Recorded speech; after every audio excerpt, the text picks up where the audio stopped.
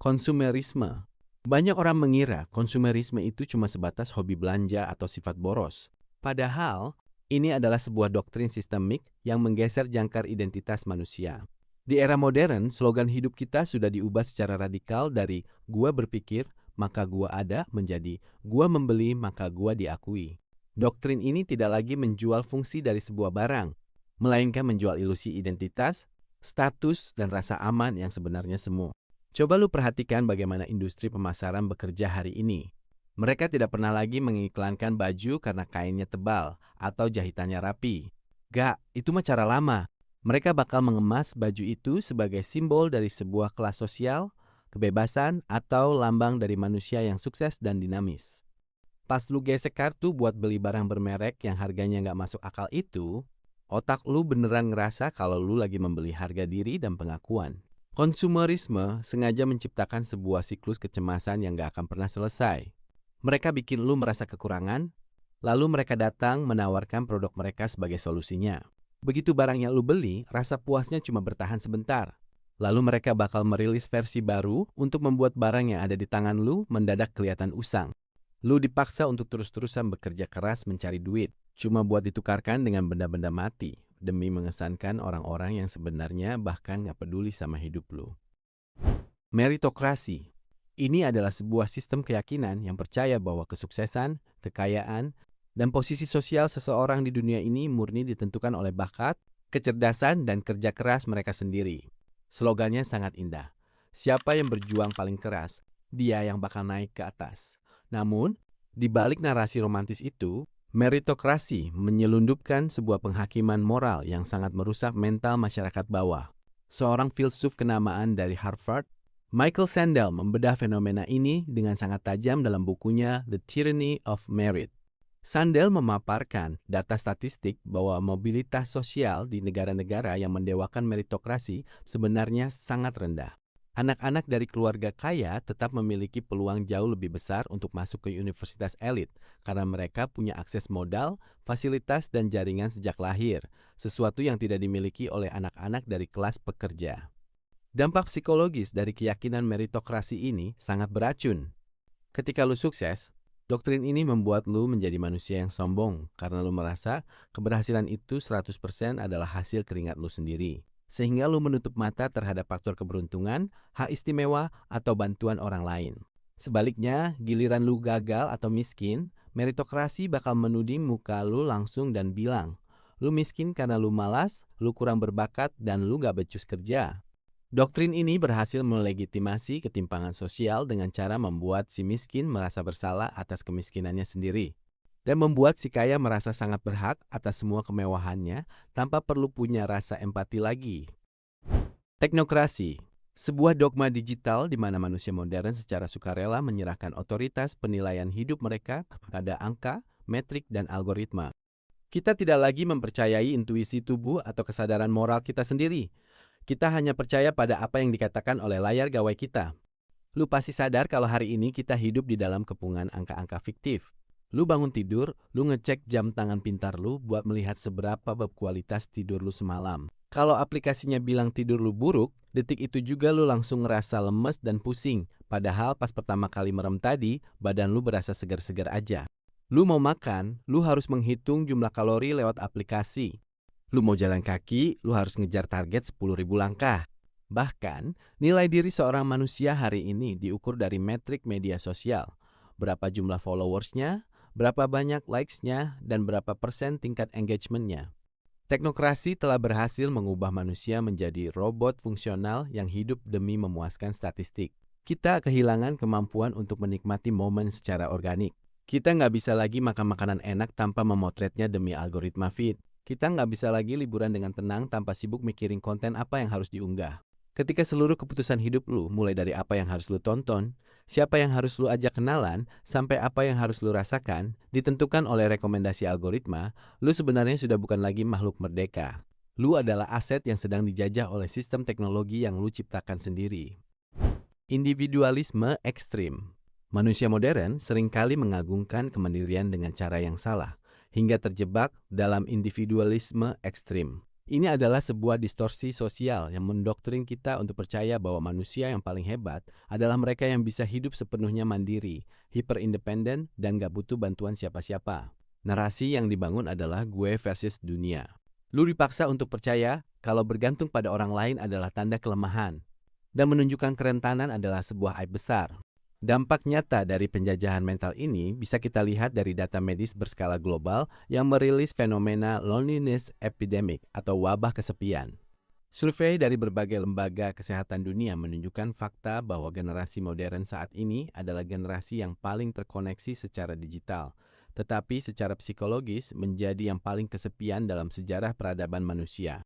Tingkat depresi, kecemasan akut, dan kasus bunuh diri meroket tajam justru di kota-kota besar yang padat penduduk. Individualisme ekstrim merusak fitrah alami manusia sebagai makhluk komunal. Kita diajarkan untuk melihat orang lain bukan sebagai saudara atau komunitas, melainkan sebagai kompetitor yang harus dikalahkan atau sebagai alat fungsional yang cuma dimanfaatkan kalau ada butuhnya doang.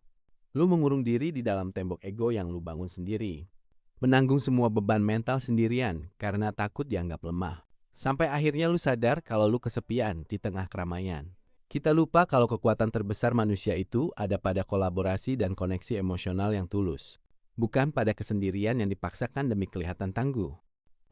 Kapitalisme pengawasan, bentuk penjajahan paling canggih yang terjadi di abad ke-21. Kapitalisme pengawasan atau surveillance capitalism.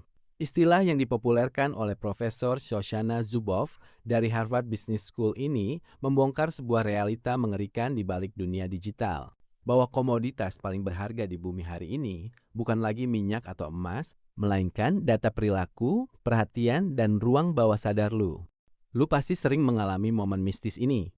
Lu lagi ngobrol santai sama temen lu tentang rencana mau liburan ke Bali, atau lu cuma sekedar berhenti selama 5 detik buat ngelihat postingan tenda camping di lini masa lu. Ajaibnya, sejam kemudian, semua iklan di Instagram, YouTube, dan Google lu mendadak isinya adalah tiket promo ke Bali dan diskon peralatan camping. Ini bukan sihir, dan ini bukan kebetulan.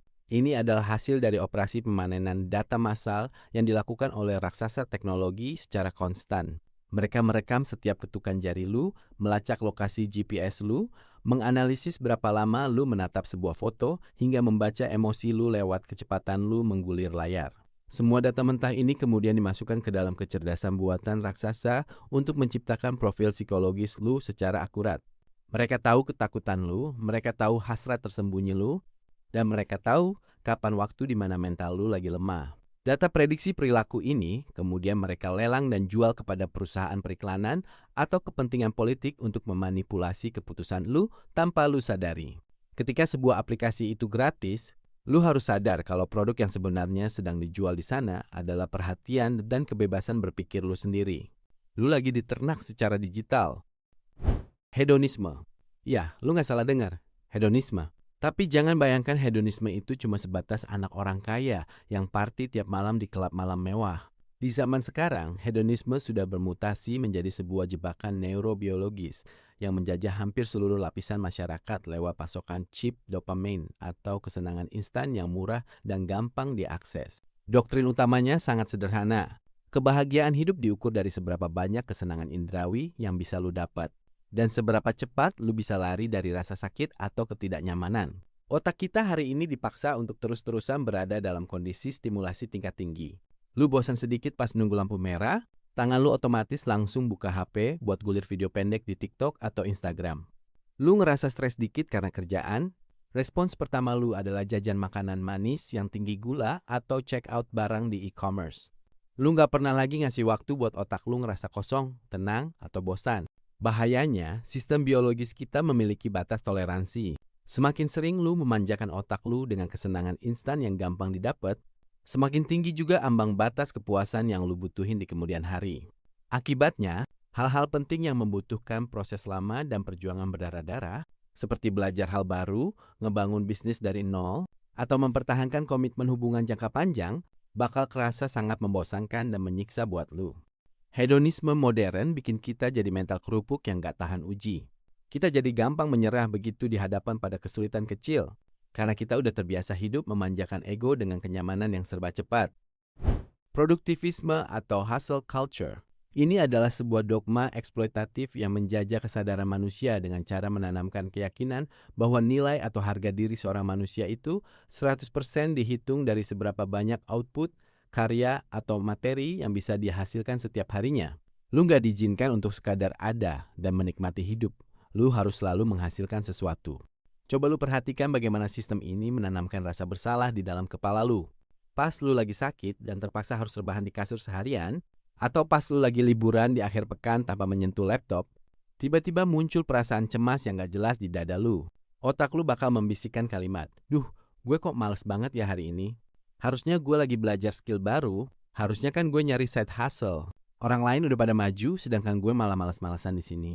Nah, itu adalah bukti kalau batin lu udah berhasil dijajah total oleh ideologi produktivisme.